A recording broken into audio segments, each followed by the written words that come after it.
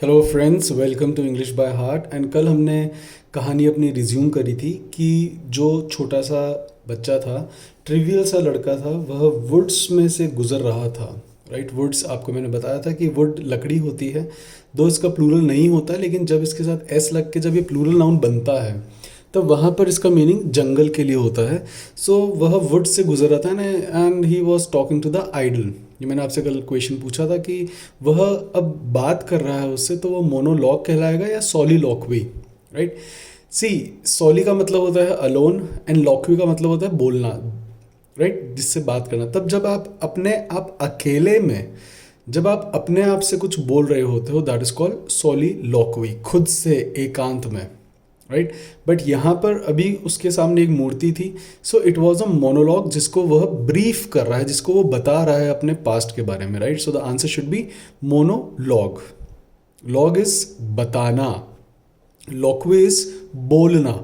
इसी से एक वर्ड बनता है जो बहुत ज़्यादा बोलते हैं, राइट, उनको वे कहलाते हैं लॉक्वेशियस। इससे अपन वर्ड्स देखेंगे।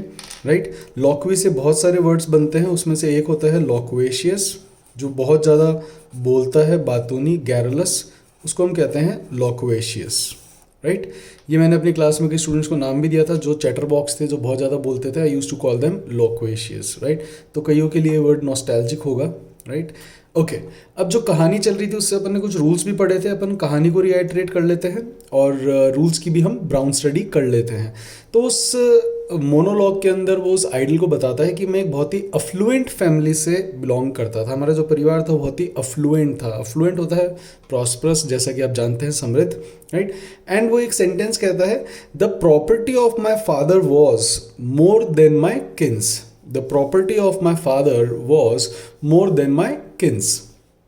अब यहाँ पर एक रूल उत्पन्न हुआ था जो हमने देखा था कि यदि हमने यहाँ पे कंपैरिजन करा है तो ऐसा होना चाहिए था ना कि उसके पापा की प्रॉपर्टी उसके रिश्तेदारों की प्रॉपर्टी से ज़्यादा थी। इसका मतलब प्रॉपर्टी वापस रिपीट होना चाहिए था। राइट, और प्रॉपर्टी एक संज्ञा है, तो अगर संज्ञा दोहराई जा रही है कंपैरिजन करते समय ऑफ से पहले वाली, तब हम उस संज्ञा को नहीं दोहराते हैं। और अगर सिंगुलर है तब तो हम यूज़ करते हैं दैट ऑफ का।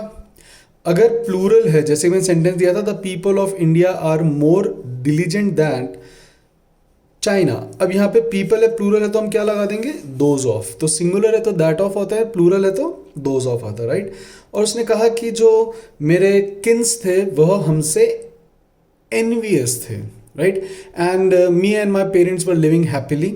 इसके लिए मैंने आपको कल दो फ्रेजेस भी बताए थे। That is path was strewn with roses. इसका मैंने आपको क्वेश्चन पूछा था कि स्ट्रूअन थर्ड फॉर्म है और यह किसकी थर्ड फॉर्म है। आपको मुझे फर्स्ट और सेकंड फॉर्म बतानी थी। That is strew, strewed and strewn. Strew का मतलब होता है कुछ बिछा देना।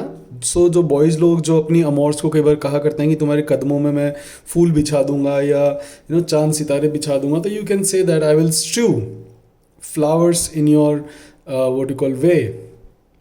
Right, so you can use it boys और गर्ल्स, यू कैन ऑल्सो, आप भी अपने टेंथ्रम्स दिखा सकते हो। टेंथ्रम्स होते हैं नखरे, और आप कह सकते हो कि मैं तो हमेशा फूलों पर चली हूँ, तो तुम्हें भी मेरे राहों में फूल बिछाने पड़ेंगे। You have to strew flowers on my way. Right, okay, इसके लिए दूसरा मुहावरा मैंने बताया था, we had place in the sun, जिसका मतलब भी होता है that we are very happy. अब इस सेंटेंस में भी एक अपन ने रूल देखा था, that me and my parents. Right, हमने देखा था कि दो प्रकार के नाउन होते हैं, प्रोनाउन होते हैं, एक सब्जेक्ट की जगह पर जो आता है और एक ऑब्जेक्ट की जगह पर जो आता है। राइट, वो हमने कल प्रोनाउंस देखे थे, सब्जेक्ट और ऑब्जेक्ट वाले, कि आई इज सब्जेक्ट। मैंने आपको तरीका बताया था कि आप इसको यूज़ करके देख लो। जहाँ पर आई यू वी दे आ रहे हैं वो सब्जेक्ट की जगह है, और जहाँ पर मी आता है वो ऑब्जेक्ट की जगह है। राइट, तो जब भी कभी अगर आपको सब्जेक्ट की प्लेस पर कोई प्रोनाउन यूज़ करना है तो आपको ये सब्जेक्टिव प्रोनाउन ही यूज़ करने पड़ेंगे। राइट, और अगर आपको ऑब्जेक्ट की जगह पर यूज़ करना है तब आपको यह ऑब्जेक्टिव प्रोनाउन यूज़ करने पड़ेंगे। राइट, सो ये मैंने आपको कल तरीका एक बताया था और अपन ने इस तरीके को एग्जाम्पल्स भी देखे थे। राइट, कि सब्जेक्ट की प्लेस पे सब्जेक्ट एंड ऑब्जेक्ट की जगह पर ऑब्जेक्ट। राइट, जैसे कि आई एम अ स्टूडेंट, यहाँ पर हमेशा आई आएगा। You are a student, he is a student, she is a student. I study, you study, he studies, she studies. Right, but he loves me, she loves me, he killed me, he helps me, me object की जगह पर। Right, so second rule we saw कि subject के place पर हमेशा subjective और object की जगह पर हमेशा ऑब्जेक्टिव। लेकिन इस सेंटेंस के अंदर मी एंड माई पेरेंट्स के अंदर एक और रूल हमने देखा था कि first person, second person and third person, कि क्या होते हैं कि जब first person is the speaker, I and we, मैंने आपको कल अच्छे से एक्सप्लेन किया था, and you is the listener and he she it, they are the third person. So जब भी कभी हम इन्हें सब्जेक्ट के तौर पर लिखेंगे तब हमेशा सेकेंड पर्सन पहले आएगा, दूसरों को हम क्रेडिट पहले देते हैं। लेकिन जब भी कोई बुरी बात लगती है तो पहले किसको लगी? मेरे मन को, दैट इज आई को, तो फर्स्ट पर्सन वहाँ पर पहले आता है, right? That is 2 3 1 and 1 2 3।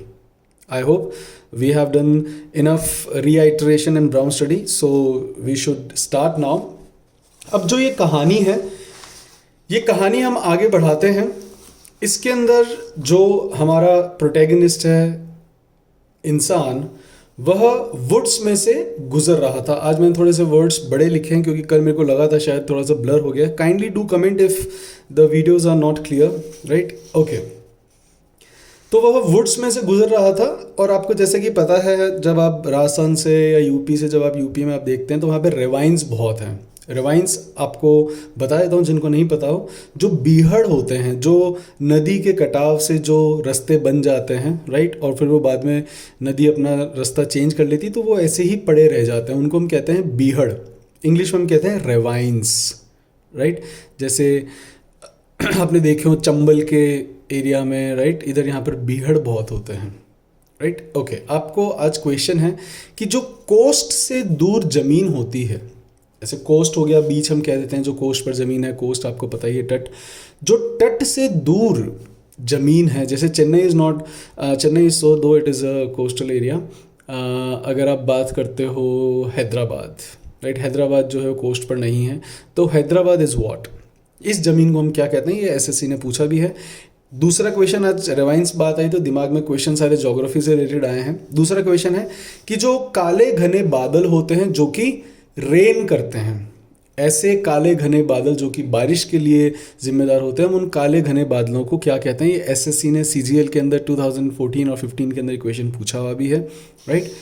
Next, रेगिस्तान के अंदर जो एक छोटा सा कुछ पानी का अगर आपको दिख जाए, उसको हम क्या कहते हैं? I have 3 questions for you. पहली, वह जमीन जो कि कोस्टल एरिया से बहुत दूर हो। दूसरा, ऐसे काले घने बादल जो कि बारिश लेकर आते हों। और तीसरा, एक पानी का कोई भी कुंड, तालाब रेगिस्तान के बीचों बीच, राइट? उसको हम क्या कहते हैं? फाइन, ये आपको मुझे कमेंट करके बताना है। Will discuss these words in the next video, right?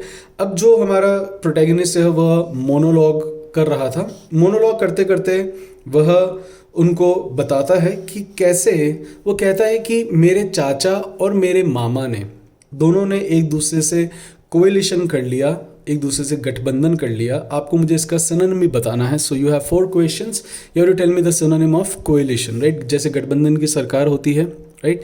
तो वहाँ पर आपको इसका सिनोनिम मिल जाएगा कोएलिशन का। सो बोले कि मेरे चाचा और मेरे मामा ने कोएलिशन कर लिया, and they intrigue with my parents. उन्होंने मेरे माँ बाप के खिलाफ इंट्रीग रचा, और इंट्रीग रचकर उन्होंने हमें, हमारे जो बहुत बड़ा फिफ्डम था, कलोजल फिफ्डम, फिफ्डम होती है जागीर, ये एक बहुत ही अच्छा वर्ड है। You can say it is not your father's fiefdom, right? कि तेरे बाप की जागीर नहीं है, तो जागीर is called fiefdom, FIEFDOM। And उनका जो फिफ्डम था वो बहुत ही कलोजल था। ये मैंने एरो लगाया, कलोजल इससे पहले आना चाहिए क्योंकि वो उसकी विशेषता बता रहा है। तो जो उनका जागीर थी वो बहुत ही कलोसल थी, कलोसल फिफ्डम ही हैड। बताता है कि मेरे चाचा और मामा एक दूसरे से कोएलिशन कर लिया, और उन्होंने जो फिफ्डम थी, कलोसल थी, वो उन्होंने हमसे यूज़अप कर ली। यूज़अप कर ली मतलब हड़प ली। एंड जो मेरे चाचा मामा थे, जिनको मेरे माँ बाप, मेरे आई बाबा बहुत ही अच्छा समझते थे, उन्होंने, they were actually wolf in the skin of sheep, वह भेड़ की खाल में भेड़िए थे, राइट? उन्होंने हमारी पूरी ज़मीन यूज़अप कर ली, एंड उन्होंने हमें पिनाकल से प्लिंथ पे लाके पटक दिया, पिनाकल से प्लिंथ पे लाके पटक दिया। So pinnacle is top and plinth is the bottom. तो पिनाकल से प्लिंथ पे लाके पटक दिया।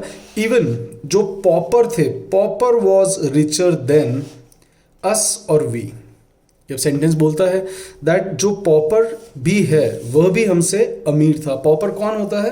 पॉपर होता है beggar. Very poor person is called pauper. PAUPER। It's a very good word, exam में पूछा भी गया है। So this is rule number 4 कि जो पॉपर था it was richer than us और वी। यहाँ पे अस आना चाहिए या वी आना चाहिए। सी गाइस, अब अस और वी में डिफरेंस क्या होता है? पहले हमारा दिमाग यही पूछेगा ना कि अस और वी में डिफरेंस क्या है।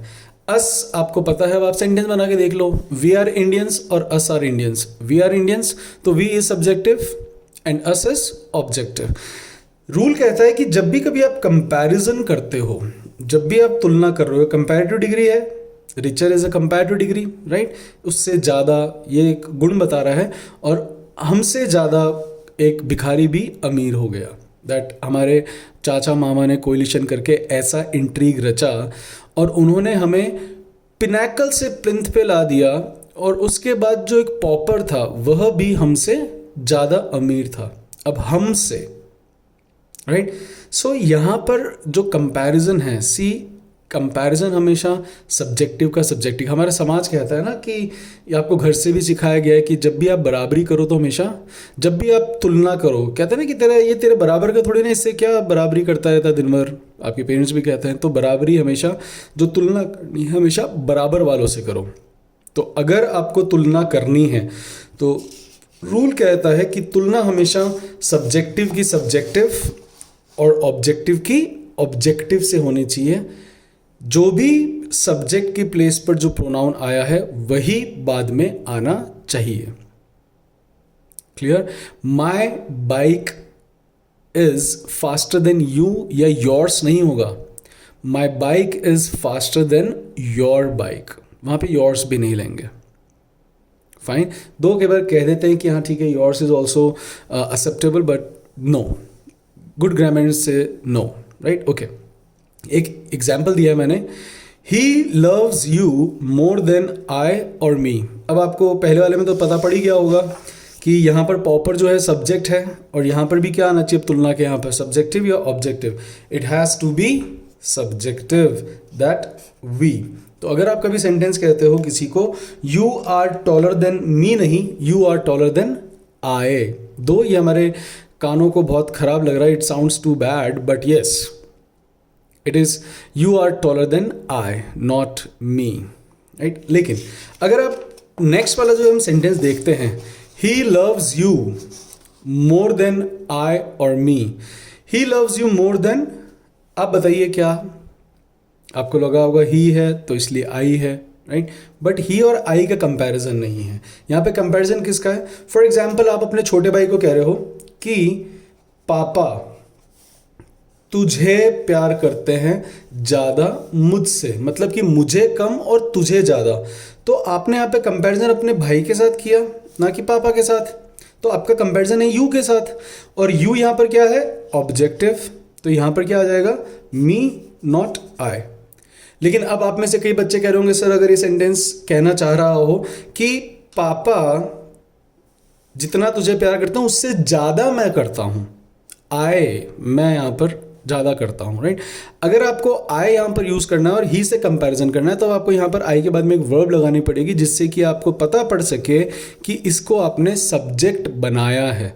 तो आपका सेंटेंस होना चाहिए, he loves you more than I do. अगर आप आई लगाते हो दैट मीन्स आपने पापा से कंपैरिजन करा है कि भाई तेरे को पापा से ज़्यादा मैं प्यार करता हूँ, राइट? लेकिन अगर आप कहते हो कि पापा तुझे कम और मुझे, तो यहाँ पे मुझे है, लेकिन अगर आपने इसको मैं बनाया है तो यहाँ पर आपको डू लगाना पड़ेगा। I hope it is clear. Okay, वो कहता है कि यस, हम भिखारी से भी ज़्यादा गरीब हो गए थे। एक दिन मेरे आई बाबा ने ईव्सड्रॉप करके होते चोरी चुपके जब आप किसी की बात सुनते हो, girls you can use this word, right? कि अगर कोई आपकी बात सुन रहा है, boys you too even, right? But अगर आपकी कोई बात सुन रहा है, दो बॉयज़ आप ज़्यादा इसको यूज़ कर पाओगे, क्योंकि आप सुनने वाले नहीं, आप बात करने वालों में से हो गए, आपकी कोई बात सुनता है, राइट? तो आप बोल सकते हो, अरे why are you eavesdropping my talks, why are you eavesdropping my talks, कि तुम मेरी बातें क्यों सुन रहे हो चुपके चुपके। तो ईव्स ड्रॉप होता है चुपके चुपके सुनना। देखना कि बस पेरेंट्स आपकी बातें ना सुन ले फ़ोन पर जब आप अपने सो कॉल्ड फ्रेंड्स अगर हैं, सो बी वेयर। ओके, वो कहता है कि मेरे मामा और चाचा ने जो देख लिया कि मेरे आई बाबा ने उनकी बातें ईव्सड्रॉप करी हैं, तब मेरे चाचा और मामा ने उनको डॉग परस्यू किया। डॉग परस्यू करा मतलब किसी के हाथ धो के पीछे पड़ना। परस्यू का मतलब होता है पीछा करना, and dog pursue is called जब आप किसी के पीछे हाथ धो के पड़ जाओ। जैसे आपके पेरेंट्स आपको कहते हैं ना कि बार आप अपने भाई बहनों के पीछे हाथ धो के पड़ जाते हो कि क्या तू दिन भर इसके पीछे हाथ धो के पड़ा रहता है या पड़ी रहती है, right. So that is called dog pursue. So kindly don't dog pursue your siblings. Okay, वो कहता है कि मेरे चाचा और मामा जो थे उन्होंने आई बाबा को परस्यू करा, मैं भी उनके साथ था, बट मेरे आई बाबा ने मुझे घर की तरफ भगा दिया, राइट। और मेरे चाचा और मामा ने उनको स्ले कर दिया तलवारों से। स्ले कर दिया ये हम पहले ही वर्ड देख चुके हैं, दैट इज किल। और जो उनका कैडेवर था, जो उन दोनों के जो कैडेवर थे उनको वृक्ष पर टंगा दिया। They were hung dash the tree. पांचवा क्वेश्चन है, आपको मुझे बताना है इसमें कौन सी प्रेपोजिशन आएगी। Hang on, hang over, hang from, hang with, hang by, hang in, into, which ever preposition you like, right. Okay, so बोलता है कि उन्होंने इसको पेड़ पर इस तरह से टंगा दिया कि अगर लोग देखें तो उनको प्राइमा फेसी में ये सुसाइड ही लगे। और यही हुआ, पूरे गांव को यही लगा प्राइमा फेसी में कि उन्होंने सुसाइड करी है गरीबी से तंग आकर, राइट। सो प्राइमा फेसी होता है पहली नज़र। सो बॉयज़ यू कैन से पहली नज़र में। So prima facie, I fall in love with you in prima facie. Don't use it though it's quite attractive. You may use it. There's nothing wrong or incorrect in it. You can use it, right? But देखें कि सामने वाले को समझ में आ जाए, right? Okay, so वो कहते हैं कि everybody thought that it's a suicide in prima facie। और उन्होंने क्यों मारा, आपने देखा मैंने यहाँ पे क्यों भी लिख रखा है, so that I should not forget to mold the story in that manner। वो कहता है कि मेरे आई बाबा के पास उनका एक हेयरलूम ट्रेजर था। हेयरलूम होता है heirloom, air not here, it is air, right, HEIR। जो हम वारिस को भी कहते हैं वो भी हेयर नहीं होता है, वह एयर होता है, राइट। तो जो उनका एयरलूम एक ट्रेजर उनके पास था, एयरलूम खजाना, एक मूर्ति थी जो कि हमारी पुश्तैनी थी, राइट। यह इनके पास था और यह वह प्राप्त करना चाहते थे because of the magical powers of that मूर्ति। ये बच्चा उस मूर्ति से बात करते हुए जा रहा है, उसको पूरी कहानी सुना रहा है। तभी सडनली उस लैड के दिमाग में, लैड होता है एक यंग लड़का, उसको हम कहते हैं लैड। ये SSC ने पूछा भी है, राइट। आपके व्हाट डू कॉल क्लैट ने भी पूछा है, कॉमन लॉ एप्टीट्यूड टेस्ट में भी, आपके LDC में भी आया हुआ है lad, LAD, it's a good word, right. अब लैड उसको कहता है, oh sorry I forgot to introduce myself, मैं अपना नाम तो बताना भूल ही गया, राइट। तभी उसको कहता है, अरे आपको मैंने अपना नाम तो बताया ही नहीं, राइट। तब कहता है मैं भी कितना बेवकूफ़ हूँ, नाम ही भूल गया आपको बताना। तब वो उसको कहता है, हाय माई सेल्फ इंसान। उसको कहता है, हाय माई सेल्फ इंसान। अब ये जो सेंटेंस बोला गया है माई सेल्फ इंसान, यहाँ पर एंट्री होती है एक और नए प्रोनाउन की जिसको हम कहते हैं रिफ्लेक्सिव प्रोनाउन। रिफ्लेक्सिव प्रोनाउन का मतलब है जो रिफ्लेक्ट करता हो। रिफ्लेक्ट करता हो मतलब किसी पर जोर डालता हो, जैसे कि myself, yourself, ourself, ये देखा ना, I, you, we, they, he, she, it, इन सब का रिफ्लेक्सिव प्रोनाउन है। आप सभी जानते ही हैं कैसे बनेगा, एक बार आपको पता है सेल्फ लगाना है। अब इससे होता क्या है सेल्फ से? सेल्फ से मतलब होता है कि खुद से या स्वयं। जब आप कहना चाहो कि मैंने अपने आप या खुद से, राइट, या तो आप किसी डूअर पर जब जोर डालना चाह रहे हो जिसने काम करा उसके ऊपर, फॉर एग्जाम्पल मैंने खुद यह घर बनाया है। तो अब यहाँ पर आपने अपने ऊपर जोर डाला। एक आप कह सकते हो मैंने यह केक खुद अपने हाथों से बनाया है, राइट। अब यहाँ पे आपने बनाने पे जोर डाला है। तो रूल कहता है कि अगर आपको इनको यूज़ करना है, सूरज तब तक रिफ्लेक्ट नहीं करता जब तक उसके सामने कोई आता नहीं है। रिफ्लेक्शन तो तभी होगा ना जब कोई सामने आया, राइट। तो अगर आपको रिफ्लेक्सिव प्रोनाउन का यूज़ करना है तो उससे पहले या तो कोई क्रिया होनी चाहिए, जैसे कि अगर मैंने आपको बोला do it yourself, do it yourself. अब मैंने ये योरसेल्फ रिफ्लेक्सिव प्रोनाउन लिया, लेकिन किसके ऊपर जोर डाल रहा है? करो, खुद से, राइट। तो रूल सेज कि रिफ्लेक्सिव प्रोनाउन का अगर आपको यूज करना है तो उससे पहले या तो कोई वर्ब आए या फिर उससे पहले कोई डूअर आए। इन दोनों में से कोई एक होना चाहिए, तभी इनका यूज किया जाएगा। एंड यहीं पर आता है हमारा rule number 5, that is it says we can not start a sentence from reflexive pronoun. हम रिफ्लेक्सिव प्रोनाउन से कभी भी कोई सेंटेंस स्टार्ट नहीं कर सकते हैं, राइट। हाँ, आप में से कई लोग सुने होंगे कि सर माई सेल्फ, अगर कोई बहुत प्रसिद्ध व्यक्ति है, अमिताभ बच्चन है, वो बोल सकते हैं। नो, इंग्लिश या कोई भी भाषा कभी डिस्क्रिमिनेशन नहीं करती है छोटे बड़े में, अमीर गरीब में, काले गोरे में नहीं, औरत महिला में, किसी में भी नहीं। अगर मैं माई सेल्फ बोल सकता हूँ, रूल है, रूल सबके लिए सेम है। अमिताभ बच्चन लेफ्ट में हाथ देके राइट में नहीं मुड़ सकता है, right. The rule is always same for everyone, fine. तो अगर आप कभी ऐसा सुनो, ना ही ये स्पोकन में, प्लीज़ फॉर गॉड सेक, जितने भी स्पोकन के टीचर्स हैं और जितने भी स्टूडेंट उनसे पढ़े हुए हैं, I would like to tell you कि अगर आप बोलोगे गलत, मैं हिंदी में नहीं बोल सकता कि यह कुर्सी यहाँ पे क्यों खड़ा है, नो, ये यहाँ पे कुर्सी क्यों खड़ी है या पड़ी है, पड़ा नहीं कह सकता, राइट। कि आज मैं अपने भाई को बोलूँ अरे तू किधर से आ रही है, no, I can not. Spoken is, भैया ग्रामर तो फॉलो करेगी ना। Some spoken teachers and they say भैया स्पोकन में चलता है, कुछ नहीं चलता है, fine. What you are listening, you speak, you read and write. हाँ, थोड़ी बहुत मिस्टेक्स होती है, हिंदी में भी आप लोग करते हो, राइट। बट इसका यह मतलब नहीं है कि स्पोकन में चलता है। हाँ, स्पोकन में हम इसलिए इसको थोड़ा सा लिवरेज दे देते हैं, क्यों? क्योंकि स्पोकन का मतलब है मुझे, मेरे को तुम अपना आइडिया तुम तक पहुंचाना है, और वो पहुंच गया है। आज अगर मैं किसी को कहता हूँ कि यार अपन ने कभी जीप से निकल भी जाता है कि अरे मैं जाकर आती हूँ, लेकिन आप समझ गए ना कि हाँ कहीं जाकर आ रहा है।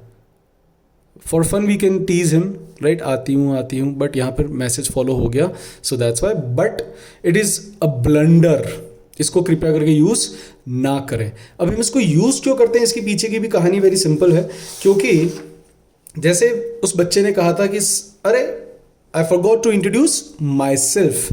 अब कुछ क्रियाएं ऐसी हैं, कुछ वर्ब्स ऐसी होती हैं जिनके बाद में reflexive pronoun, this is rule number 6, right, which says,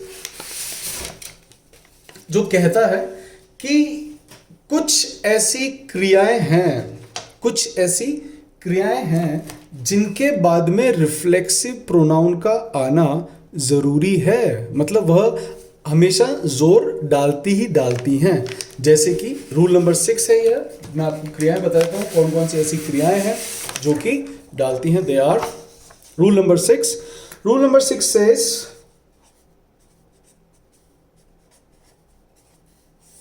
इन वर्ब्स को आपको ध्यान रखना है, इन वर्ब्स के ऊपर हमेशा हम जोर डालते हैं, जैसे कि इंट्रोड्यूस, अवेल, अवेल का मतलब लाभ उठाना। यह ऐसी नहीं होंगी, इनको आपको खुद से करना पड़ेगा। इंट्रोड्यूस भी आप खुद से करते हो। अवेल, अवेल मतलब लाभ उठाना। रिवेंज, बदला लेना। अवेंज, किसी और का बदला लेना, ये हम पहले देख चुके हैं पहले वाले वीडियोस में इन दोनों वर्ड्स के बीच में difference. Then it is absent and present. See मैंने आपसे एक वीडियो के अंदर पूछा था, अगर आपको याद हो, कि क्या मैंने अगर एब्सेंट के बाद में माई सेल्फ लगाया तो वो सही होगा कि नहीं होगा। सी स्टूडेंट्स, जब हम एब्सेंट को एज अ वर्ब यूज में लेते हैं, जब हम एब्सेंट या प्रेजेंट को एज अ वर्ब, ये सारी वर्ब्स हैं, they all are verbs, they all are verbs, मतलब जब हम इनको वर्ब्स की यूज में लेंगे, अदरवाइज एब्सेंट नाउन भी तो हो सकता है। आई वॉज एबसेंट, अब यहां पे एबसेंट इज नाउन, लेकिन अगर मैं कहूं आई एबसेंटेड my self, I एबसेंटेड my self, अब यहां पर माई सेल्फ सही है क्योंकि ये मैंने एज अ वर्ब यूज करा है। फाइन। सो अगर आपने कुछ वर्ब्स होती हैं, आप और वर्ब्स इनके अंदर सर्च करें, राइट, कि कुछ ऐसी वर्ब्स होंगी जो आप, जिनके बाद में आपको हमेशा रिफ्लेक्सिव प्रोनाउन का यूज करना जरूरी होता है, और जब यह वर्ड्स एज अ वर्ब ही यूज में लिए जाएंगे तभी इनके बाद में रिफ्लेक्सिव प्रोनाउन आएगा ही आएगा, राइट। अक्विट हो गया, इंजॉय हो गया, इंजॉय में भी तो आता है ना, the party is on, enjoy yourselves, right. Okay, acquit भी होता है, और भी 2-4 वर्ड्स होंगे, आप सर्च करें और मुझे बताएं। सो this is rule number 6। Same rule number 7 भी ऐसी है कि कुछ ऐसे वर्ब्स होती हैं जिनके बाद में हम यह रिफ्लेक्सिव प्रोनाउन नहीं लगा सकते हैं। रूल नंबर 7 सेज कि कुछ ऐसी वर्ब्स हैं जिनके बाद में नो रिफ्लेक्सिव प्रोनाउन। अब वो कौन सी वर्ब है? वो वर्ब्स होती हैं आपकी कीप,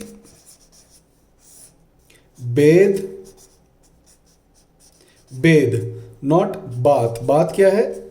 स्नान, और यह संज्ञा, दिस इज नाउन, राइट। लेकिन हाँ, बेद इसके बाद में आएगा, मतलब नहीं आ सकता, क्वालिफाई के बाद में नहीं आ सकता, हाइड के बाद नहीं आएगा, टर्न के बाद नहीं आएगा, मूव के बाद नहीं आएगा, स्टार्ट के बाद नहीं आएगा, स्टॉप के बाद नहीं आएगा, राइट। सो ये कुछ ऐसी वर्ब्स हैं जिनके बाद में रिफ्लेक्सिव प्रोनाउन का यूज नहीं करते हैं। कीप के लिए बता दूं, अगर आप कीप केवल दूर रखने के लिए यूज कर रहे हो, दूर रखने के लिए, नॉट सिर्फ रखने के लिए, दूर रखने के लिए, तब हम इसके बाद में रिफ्लेक्सिव प्रोनाउन का यूज नहीं करते। अगर केवल रखने के लिए करा है तब आप इसके बाद में यूज कर सकते हो। For example, keep your self abreast of others, मतलब अपने आप को दूसरों से आगे रखो, तब आप यहां पर यूज कर सकते हो जब आपने केवल अपने आप को रखने के लिए यूज करा है।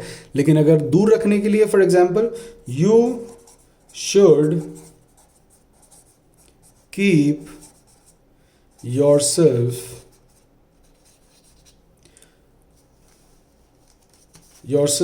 From bad boys. अब यहां पर कीप अवे भी नहीं आएगा और कीप योरसेल्फ भी नहीं आएगा, क्योंकि मैंने यहां पर दूर रखने के लिए यूज में किया गया है। इसलिए जब भी आप कभी जो कफ सिरप्स वगैरह आते हैं, मेडिसिन आते हैं, दे सिंपली से कीप फ्रॉम चिल्ड्रन, वो अवे भी नहीं डालते हैं अगर अच्छी कंपनी की है, जिनको इंग्लिश अच्छे से आती है। Keep from children, right. Okay, now the rule goes, अब वो उसको अपनी कहानी सुना रहा है और कहानी सुनाते सुनाते उसको अपना इंट्रोडक्शन देता है कि मैं इंसान हूं। जैसे ही वो उसको अपना इंट्रोडक्शन देता है कि हाय माय नेम इज इंसान, not myself, it is totally incorrect to use myself, it should be my name is और दिस इज। Fine, okay. अब वह अकेला बच्चा वुड्स से रवाइंस में से जा रहा होता है, तभी वहां पर प्लंडरर्स आ जाते हैं, लुटेरे, डकैत, डेकॉइट्स। ओप्स, सॉरी, एक डायलॉग याद आ गया कि बीहड़ में तो बागी होते हैं साहब, डकैत तो पार्लियामेंट में पाए जाते हैं। नो ऑफेंसेस प्लीज़, ये एक मूवी का डायलॉग है, किसी के अगर चाचा वाचा विधायक हैं, पार्लियामेंट में हैं, so don't be offended, right. यह जो अभी रिसेंटली जो डिमाइस हुए हैं इरफान खान, उनकी मूवी पान सिंह तोमर, जो कि बहुत ही एक इंस्पायरिंग अच्छी मूवी है। उस मूवी का डायलॉग था कि जो डकैत है वो तो पार्लियामेंट में पाए जाते हैं साहब, भीड़ों में तो बागी रहते हैं, राइट। तो यहाँ पर बागी, plunders, whatever you want to call, but हाँ लुटेरे टाइप हैं ये, है ना। तो प्लंडर्स होते हैं बेसिकली जो लूटते हैं, तो यहाँ पे प्लंडर्स आ जाते हैं। अब लैड जो जा रहा है जिसके हाथ में ग्लिटरिंग आइडल है, अब जो प्लंडरर्स हैं वह उससे यह आइडल मग करना चाहते हैं। मग यह नाउन भी है, मग जिससे आप नहाते हो, बट यह क्रिया भी है। और मैं आपको बता दूं ये बहुत ही इंटरेस्टिंग वर्ब है। कैसे, एक तो मग हो गया किसी से कुछ लूटना, दैट इज कॉल्ड मग, ये भी क्रिया है। दैट मैं जा रहा था and some robbers mugged me. Mugged me means मेरे को लूट लिया। मग तब भी किया जाता है जब गर्ल्स आपने देखा, मतलब बॉयज आपने गर्ल्स को देखा होगा, गर्ल्स आपने किया होगा, यू मेक एक बतख जैसा मुंह बनाते हो ना आप फोटो खिंचवाते समय, that you call pout, right. तो उस क्रिया को भी हम मग कहते हैं कि जब आप फोटो खिंचवाते समय कुछ अपने आप को मतलब किसकी सामने वाला अट्रैक्ट हो, ऐसा अगर आप चेहरा बना रहे हो, that is also called mug. So girls they mug, और ये दोनों क्रियाओं के तौर पे यूज होती है। That why are you mugging up, मतलब why are you mugging for the photo, that means why are you making such faces. And he mugged me while coming late night yesterday, that means he looted me, fine. तो यहाँ पर जो प्लंडरर्स थे वो उसको मग करने की कोशिश करते हैं और उसके ऊपर असॉल्ट करते हैं, राइट। इतने बच्चा बहुत तेज स्क्वील करता है, जो लैड है वह बहुत तेज स्क्वील करता है। और यहाँ पर आता है रूल नंबर 6, पाइलेजर। जो प्लंडरर है उसी का सिनोनिम होता है पाइलेजर, उसको कहता है गिव मी और गिव आई योर आइडल। आप बताइए कि उसने मी कहा होगा या आई कहा होगा कि गिव मी। जो इन पाइलेजर का हॉन्चो होता है, इन पाइलेजर्स का जो हेड होता है, हॉन्चो इज किंग पिन, राइट। तो जो इन पाइलेजर्स का जो हॉन्चो होता है वह बोलता है गिव मी और give I. You know it very well कि गिव वर्ब के बाद आ रहा है तो ऑब्जेक्ट है, तो इट हैज टू बी मी। तो वह उसको कहता है गिव मी दिस आइडल। तभी वहां पर उसका जो पाइलेजर का जो हॉन्चो है, जो हेड है, उसका हेंचमैन उसको बोलता है। हेंचमैन होता है बायां हाथ, कहते हैं ना कि दाऊद का ये बायां हाथ है, दायां हाथ, आई डोंट नो, बायां हाथ जो होता है, राइट, हेल्पर, उसको हम कहते हैं हेंचमैन, राइट, दाहिना हाथ। तो तभी जैसे आपने देखा होगा मूवी में सांबा, राइट, या कालिया, जो भी जो ये हेंचमैन है गब्बर के, अरे ओ सांबा, तो ये भी उसको कहता है कि अरे ठाकुर, मतलब सरदार, लेट हिम और लेट आई गो, सरदार लेट हिम और लेट आई गो। ओके, आपको मुझे बताना है, लेट है एक जो पाइलेजर, उसने भी अगर वो सेंटेंस को गिव मी की जगह वो उसको अगर ये भी कहता गिव इट टू मी और give it to I, give it to me और गिव इट टू आई। अब सी रूल्स बनाना सीखें। आपने देखा है गिव के बाद में या किसी वर्ड के बाद में हमेशा कौन सा प्रोनाउन आएगा, आप सोच करके देखो। है love me, help me, kiss me, you know, miss me, so always me. That is verbs के बाद हमेशा क्या आ रहा है, मी। तो दैट मीन्स वर्ब के बाद हमेशा कौन सा प्रोनाउन आएगा, ऑब्जेक्टिव, ऑफ कोर्स, राइट। अब आप देखो कि प्रेपोजिशन के बाद में कौन सा प्रोनाउन आना चाहिए। अब मैं कैसे देखूं, अब यह चेक करने के लिए I have to frame sentences on my mind. मैं अपने दिमाग में कुछ सेंटेंसेस बनाता हूं, जैसे कि she is not talking to me, to के बाद मी आया। My father brought it for me, for के बाद में मी आया। She is not interested in you, तो that is you is also objective. अब मी पे भी लेके देख लो, right, he is not interested in me. तो after every preposition you get that it is objective pronoun. तो वर्ब के बाद तो ऑब्जेक्टिव आ ही रहा है, और इवन प्रेपोजिशन के बाद में भी क्या आ रहा है, ऑब्जेक्टिव। अब हम देखते हैं लेट का। अब वो उसका जो हेंचमैन है वो कहता है सरदार बच्चा है, जाइन दो इन्हें, राइट, किसको, जाने दो। तो कहता है लेट हिम और लेट आई गो। आप बताओ क्या होगा, let me talk, let me study, right, let me eat, what do you से, क्या कहोगे आप, लेट मी गो। ओके, तो लेट हिम, लेट का मतलब है कि आप यहां पे काम कर नहीं रहे हो, you are not the doer. Let him go, उसको जाने दो। सी, दो वर्ड्स होते हैं, एक होता है लेट और एक होता है let's. This is question number 6। आपको मुझे बताना है कि what is the difference between let and let's. यहाँ पर मैं आपको रूल बता देता हूँ। लेट का मतलब है किसी को कुछ काम करने देना, मतलब आपने उसके ऊपर कार्य किया, उसको परमिशन दी है, तो वो वहाँ पर ऑब्जेक्ट हुआ। इसीलिए जब कभी भी किसी सेंटेंस के अंदर अगर वर्ब आ जाए, अगर प्रेपोजिशन आ जाए, अगर लेट आ जाए, तो उनके बाद में हमेशा कौन सा प्रोनाउन आएगा? Objective pronoun. This is rule number 6. So we have learned many good words today. Even we have learned 3 rules, and keep on listening to this story. मैं इसको और इंटरेस्टिंग बनाने की कोशिश करूंगा, and I will give you more good words with good grammar rules, वो तो हम सीख ही रहे हैं. सो टिल देन, पसंद आए इसको लाइक करें and even share it with your piers, right, and keep answering, right. Till then, take care, sayonara, hasta la vista, ciao.